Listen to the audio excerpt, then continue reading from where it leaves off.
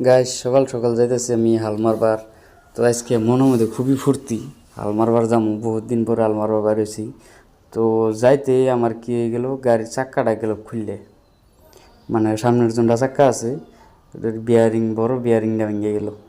এটা খুব দুঃখজনক বিষয় গাইস, মানে মনের মধ্যে খুব খারাপ লাগলো যে আজকে প্রথম দিন বাইরে এলাম গাড়িটা নিয়ে, যে একটু কাম সাম করুম, অল্প দেখা পয়সা পাবো। তো চাক্কাটা গেল খুললে, বিয়ারিং ভেঙে চাক্কা বাড়িয়ে গেছে। দেখতে আসুন কী অবস্থা হয়ে গেছে গাড়িটার। তো খুবই একটা খারাপ লাগা বিষয়, ফার্স্টের দিন বাইরে এলাম। এই দেখুন, ট্র্যাক্টর চালানোটা কিন্তু অত সহজ না। ট্র্যাক্টর যে চলায় ওইহা জানে, ট্র্যাক্টরের ড্রাইভারগুলো যে এখন ফিটিং করতেছি, জোগাড় পাতি আনি বললাম।